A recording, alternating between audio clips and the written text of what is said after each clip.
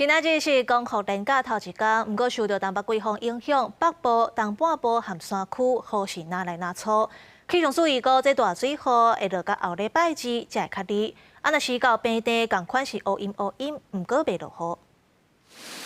北部的雨愈落愈大，光复节3天连假头一天，东北季风真强。气象署也针对这方面，台北、基隆、新北、基南发布大水雨特报。爱到拜六，东北季风才会落减弱，雨开较细，不过雨也是落袂停。那明天的话，下雨的量值跟今天相比有稍微减少。那在基隆、北岸、东北部地区、大台北地区，明天的话会有局部大雨发生的几率。那至于在桃竹苗跟花莲、台东地区，还有南部地区的话，大致上还是有些局部的短暂阵雨。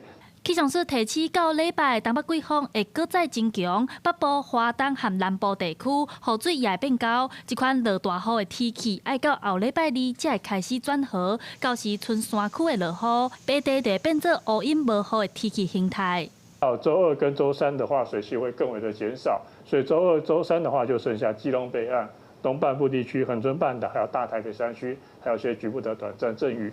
那其他地区大致上是多云的天气，午后山区有些零星的降雨。也那温度的方面，气象署提醒，霜降过后温度明显降温，早暗温差真大。未来一礼拜全台低温伫咧21度至23度之间，尤其是北部地区可能无到20度。另外，气象署嘛特别提醒，这几日台北、基南和华东山区，因为雨落几若天，土马含水量悬，拢有可能会有土石流的情形，爱民众唔通挖进山区。